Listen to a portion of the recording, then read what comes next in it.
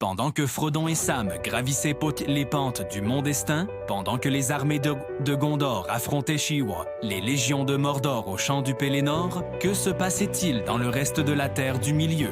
Lothlórien, la forêt noire, Erebor, le royaume sous la montagne. Ces noms évoquent des temps des puissances anciennes, des peuples fiers. Mais où étaient-ils pendant la guerre de l'anneau? La vérité pourrait te surprendre. Car pendant que l'attention du monde se concentrait sur le Gondor et le Rohan, une guerre tout aussi désespérée se déroulait au nord. Une guerre que les films n'ont jamais montrée. La guerre de l'anneau n'était pas une seule bataille. C'était une stratégie orchestrée par Sauron pour détruire tous les peuples libres simultanément. Et les elfes et les nains n'étaient pas absents.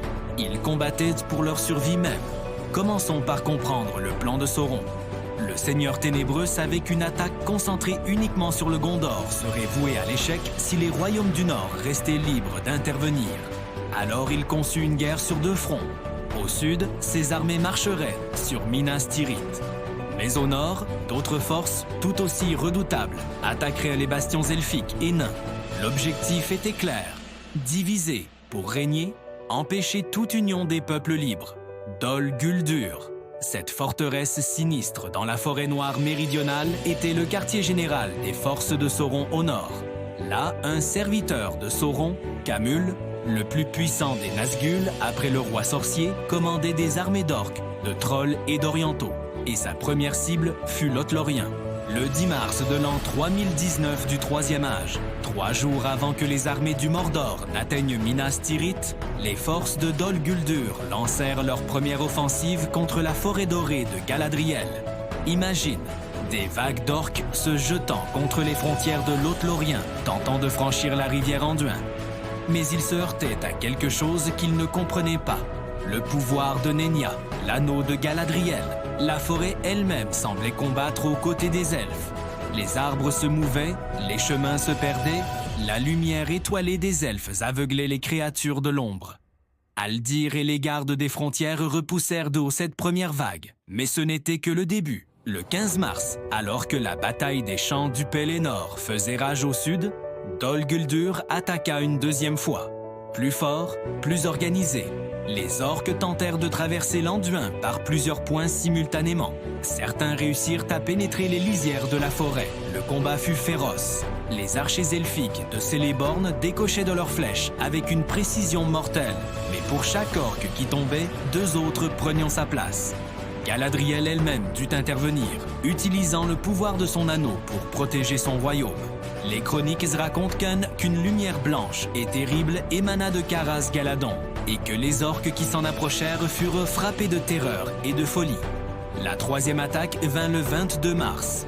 3 assauts majeurs en moins de 2 semaines. Lothlórien résista, mais au prix de nombreuses vies elfiques. Chaque bataille épuisait davantage les défenseurs. Pourtant, ils tinrent bon, car ils savaient qu'abandonner signifierait la chute de tout le Nord. Mais Lothlórien n'était pas seul dans cette épreuve. Plus au nord, la forêt noire elle-même subissait un destin similaire. Thranduil, le roi des elfes sylvains, faisait face à ses propres bataillons venus de Dol Guldur.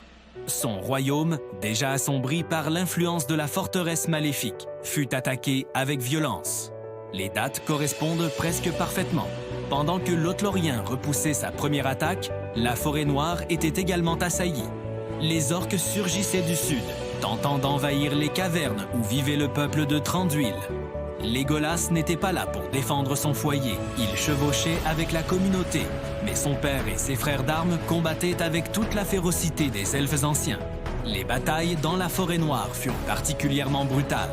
Combats de guérilla dans les ombres des arbres millénaires, embuscades nocturnes, siège des portes souterraines du royaume. Les elfes sylvains, experts dans l'art de se mouvoir silencieusement dans les bois, transformèrent chaque arbre en allié, chaque ombre en piège mortel pour leurs ennemis. Encore plus au nord, une tragédie se préparait. Erebor, la montagne solitaire, et Dal, la ville des hommes à ses pieds, allaient y connaître leur heure la plus sombre. Le 17 mars, une immense armée d'orientaux, des hommes au service de Sauron venus de Rhûn, arriva aux portes de Dale. Avec eux marchèrent des orques, des trolls et des créatures que même les légendes peinaient à nommer. Leur nombre était écrasant. Des dizaines de milliers de guerriers déterminés à détruire le royaume sous la montagne. D'un pied d'acier, roi des nains d'Erebor, et Brand, roi de Dal, et petit-fils de Bard le tueur de dragons, unirent leurs forces. Nains et hommes combattirent côte à côte, comme aux jours anciens. La bataille de Dale commença. Pendant 3 jours, ils résistèrent. Les haches des nains fracassaient les boucliers ennemis. Les épées des hommes de Dale brillaient au soleil. Mais les Orientaux étaient trop nombreux. Le 20 mars, le désastre frappa. Brand, roi de Dale, tomba en défendant les portes de sa ville. À ses côtés combattait Dain, qui avait alors 252 ans, un âge vénérable même pour un nain. Quand Dain vit Brand tomber, le vieux roi nain se précipita pour protéger son corps. Debout au-dessus de son allié déchu, Dain Pied d'Acier affronta les Orientaux avec une fureur qui rappelait les héros du premier âge. Mais même sa force légendaire ne suffit pas. Il tomba là, sur le corps de Brand, défendant son ami jusqu'à son dernier souffle. Dale était perdu. Les survivants, nains et hommes, se replièrent vers Erebor. Thorin Troers, Oriaume de Pierre, fils de Dain, prit le commandement et ordonna la fermeture des portes de la montagne. Commence alors un siège terrible. Enfermés dans Erebor, les nains et les hommes de Dal résistèrent, espérant des secours qui semblaient ne jamais venir.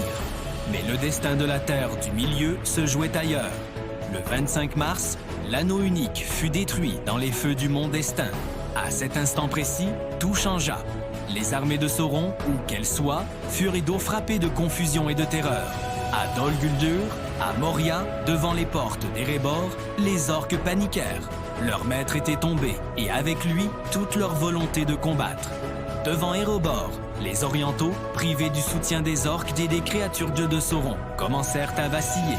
Les nains sentirent qu'on en a le changement. Thorin Aume de Pierre donna l'ordre. Sortie générale. Les portes d'Erebor s'ouvrirent et les nains surgirent comme un torrent de fer et d'acier. Après des jours de siège, leur rage était terrible. Ils brisèrent l'armée des Orientaux et libérèrent Dale. Au sud, Celeborn de Lothlórien ne resta pas passif après la destruction de l'anneau. Il rassembla ses forces et traversa l'Anduin.